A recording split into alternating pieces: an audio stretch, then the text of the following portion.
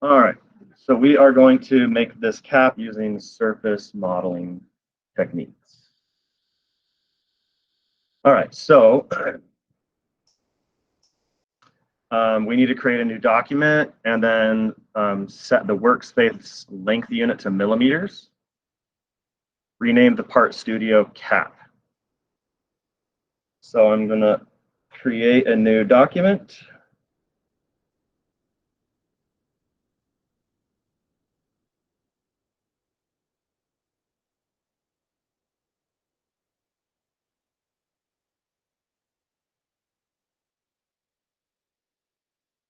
The part studio, I'm going to rename cap.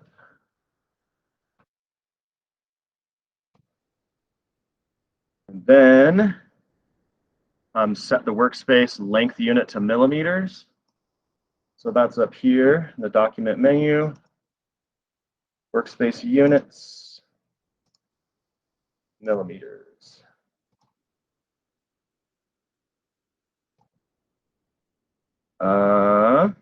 We already renamed the part studio cap. Then we're going to begin a sketch on the right plane.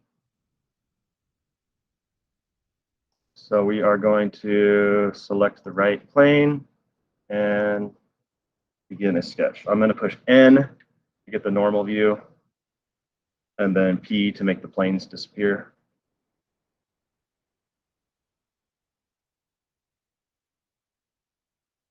So next, we are supposed to sketch an arc symmetric about the front plane. So we're going to have to show the front plane now.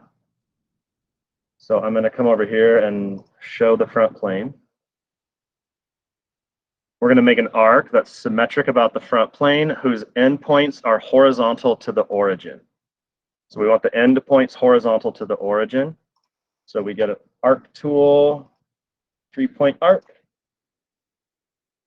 Make sure we have that horizontal constraint popping up when we place both points.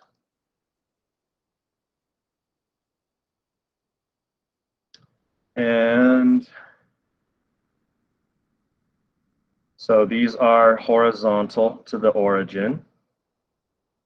Right now they can move like side to side. So what we're going to need to do, we need to make a symmetric constraint between the two endpoints and the front plane.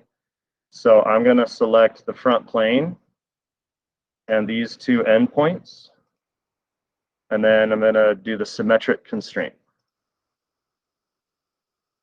Now you'll see that it should be, whatever you move, it's mirrored on the other side of the origin.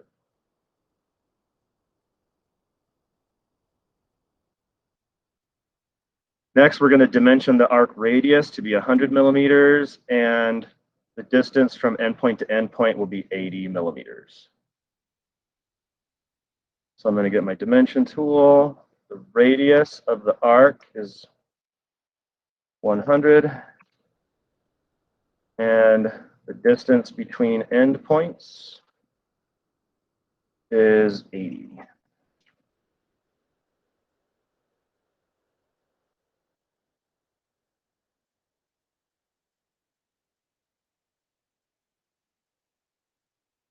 And we're going to accept that sketch.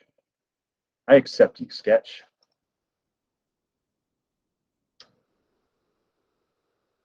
Next, we're going to create a sketch on the front plane. So I'm going to show all my planes again, select the front plane, and make a sketch.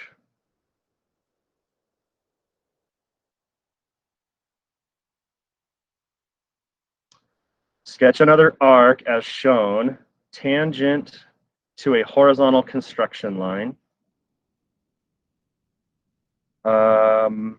Pierce the endpoint vertical to the origin of the profile in sketch 1. So what that means is there's a pierce tool that will take, that will basically, it's kind of like using the coincident tool, but you can do it to a feature that's in a different sketch. It's like you're piercing into a different sketch. So what we're going to do is to make the construction line, we'll just get our line tool, make it construction. And I'm just going to make, it doesn't really matter where right now, but I just need to make a horizontal construction line. So as long as it has the horizontal constraint on it, then you're good. Next thing we're going to do is, in order to, right now we can't make a coincident constraint from here to here because this isn't part of our sketch. We have to use the pierce button, which is right here. So you click on pierce, and then you say, I want this point to go on this baby right here. And so it's now locked into that point right there. I can move this end point, but that one is locked on to the top of that other graph. You see there, you can see it there if I twist it. So that sketch, this is the only point that goes through the plane we're on. So that's where it pierced and hooked our construction line onto. So next we need to make a, oh, that's not what I meant. Next, we need to sketch an arc that's tangent to this. And then it's going to have a radius of 400. And then the end point, the way we dimension the end point over here is it's vertically 10 millimeters below the origin. So let's make this arc. I'm going to use tangent arc.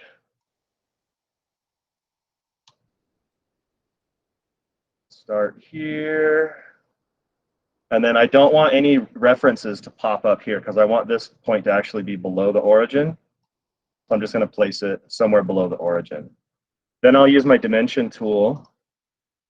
The radius was 400.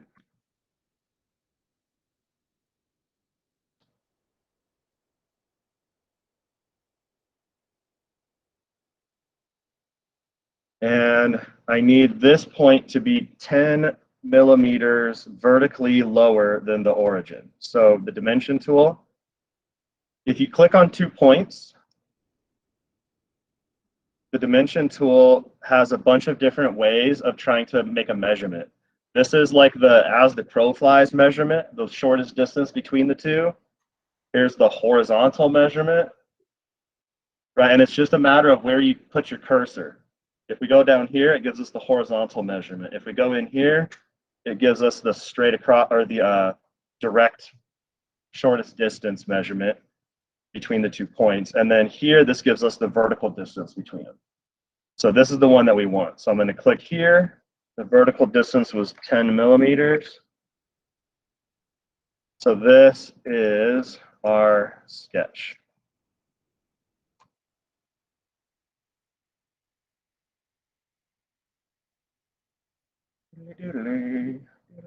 We did all that. We can accept the sketch now.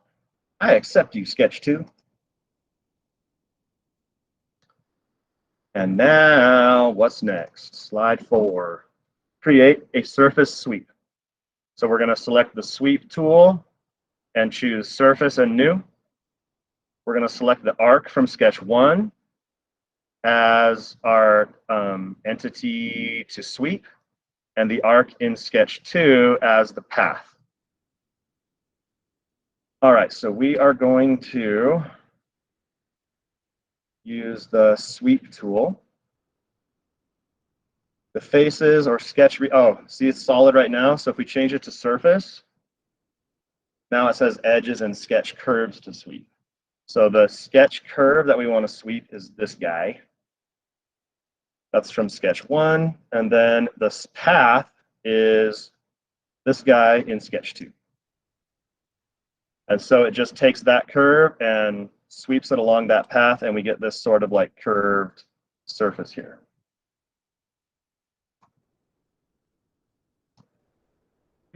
Accept the feature. Cool, we got a feature. All right, next. We're going to create a new sketch on the top plane. So I'm going to Show my planes again. This is the top plane. Select the top plane, make a sketch. And now in the pictures in the slideshow, they have hidden the curve we just made. But I won't hide it. So you'll just imagine that this curve is over here, and you'll see the ellipse kind of line up with it when I draw my ellipse. So the ellipse is 110 millimeters across, 60 millimeters high, and the center of the ellipse is 60 millimeters away from the origin. Okay, so I am going to get an ellipse tool. I want my center to be horizontal to the origin. And then I want to make sure it's not tilted when I'm placing it. Like if it's you can see when it's horizontal, you'll get that little dotted line show up. So we want that dotted line. And then the width was 110, the height was 60. And then the dimension was the center here was 60 millimeters away from the origin. So dimension tool, origin to center, 60 millimeters.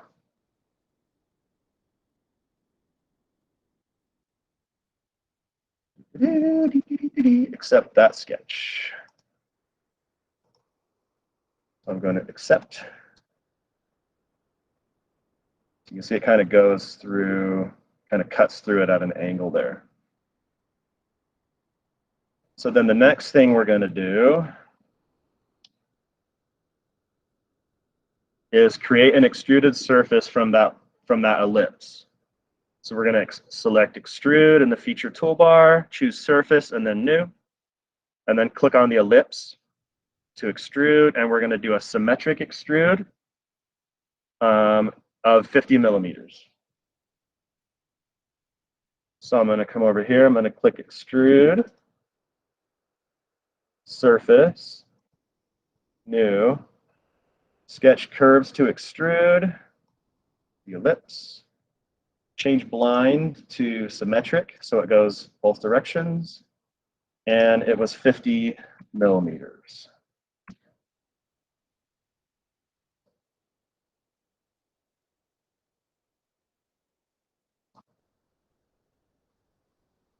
And accept the feature. I accept you, extrude one.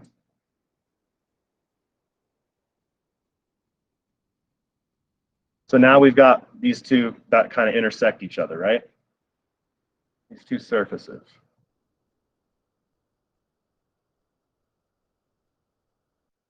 Okay, so next we're going to split. We need to split each surface using the other one as like the cutting tool.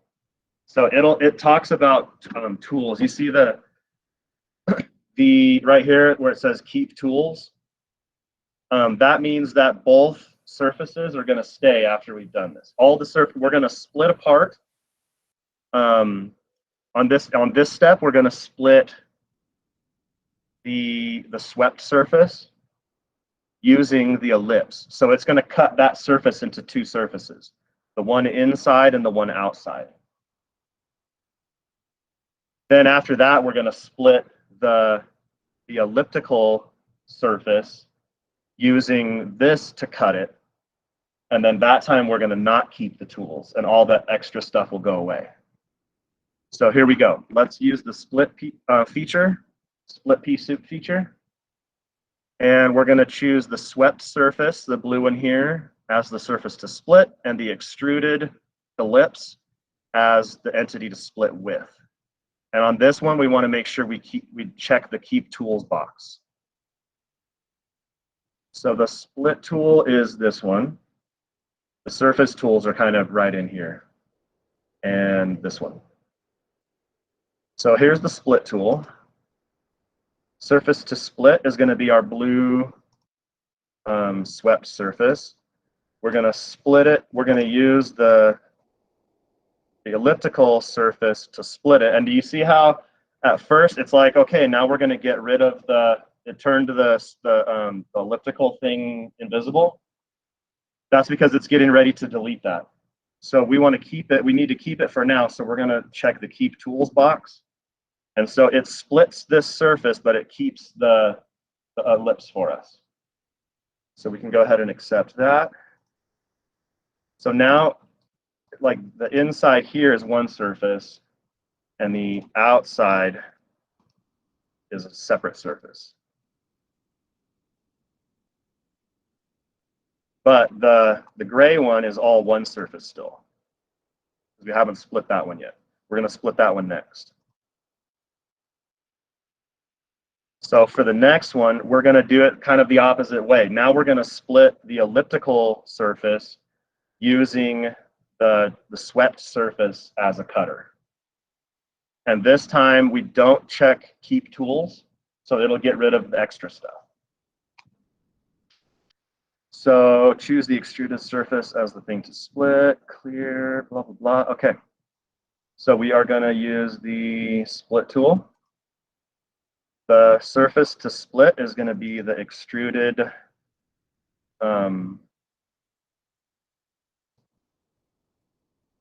three surface. I want to make sure it's the right thing. Okay. So yeah, I think this is surface one. Entity to split with.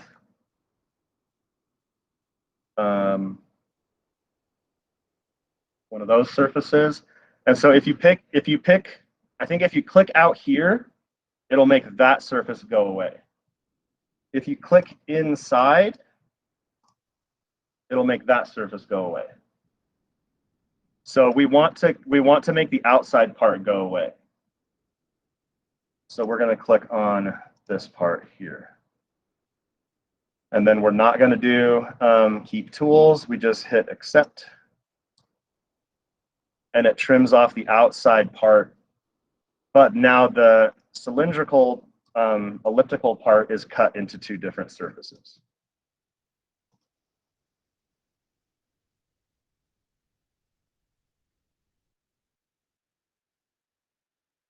So now we're gonna use delete part to just delete that top surface.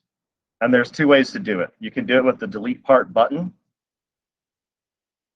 So you can right here is delete part. And then you can just select that. Surface 2.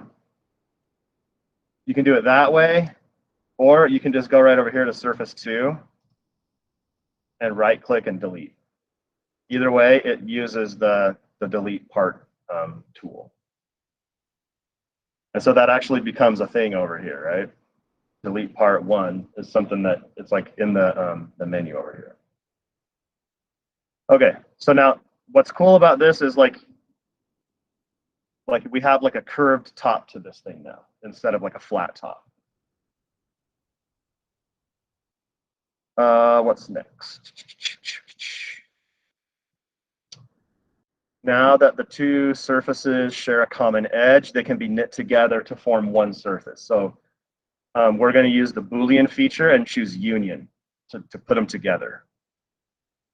So so you can see like right now, it's listed as two different surfaces. We have 0 parts, right? We don't have any parts yet. We don't have anything solid. This is still empty on the inside. And we have two different surfaces, you can tell, because they're different colors. So what we're going to do is we're going to use the Boolean tool to make a union of these two surfaces. And you can select them separately, or you can just drag over the whole thing. And so now when we hit OK, now we only have one surface down here. So this is all considered one surface now.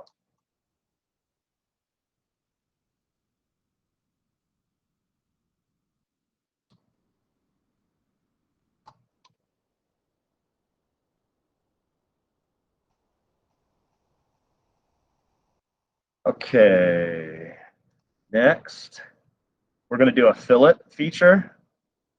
And we're going to choose, normally it's circular right here. We're going to choose curvature. And the radius will be 5 millimeters. The magnitude will be 0.5.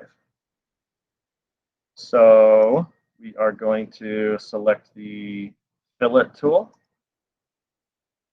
change circular to curvature, radius of 5 millimeters, magnitude of 0.5, and then we're going to do the top curve there. So it fillets that top edge, rounds it off.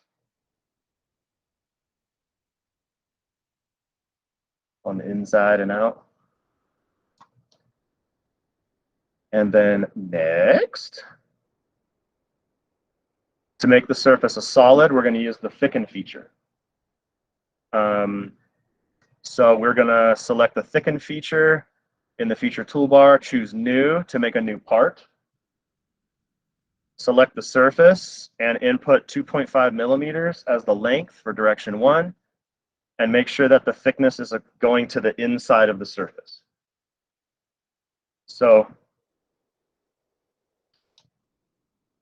I'm going to select thicken, and I'm just going to come down here and select the whole surface. And right now it is thickening to the outside, so I want to switch the directions so that it's thickening towards the inside, and change direction 1 to 2.5 millimeters. And it's supposed to be a new, so then we accept. So now you can see over here for the first time we have a part in our menu over here. And we also still have that surface that's like on the outside of that part.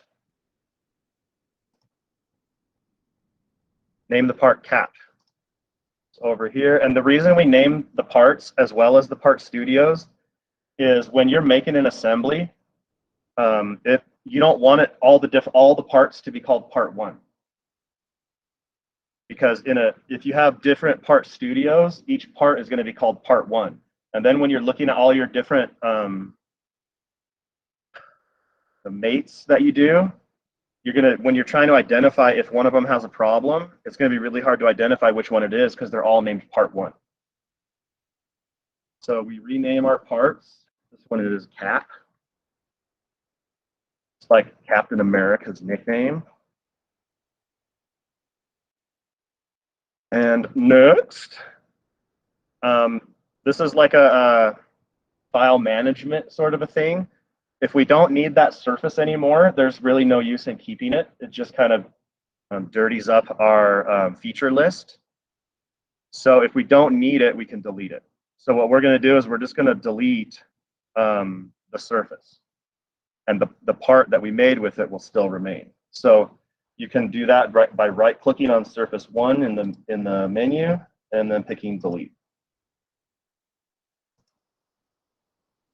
So now you can see it changed color, but what really happened was the part was always gray, the surface was that blue, and we just took the surface off. So this is our part. That's the cap. I don't know, it's like slanted deodorant or something. And what I'll be doing to check when you turn these in, what I'll be doing to check that you made it right is checking your surface area of that top oval thing. So if you've done everything right, if you select that, it gives you the area down here, and then you need to you should have that same area when you build it. Okay, so that is it for this little dealio. So let me stop the recording and tell you that you're awesome. You're awesome.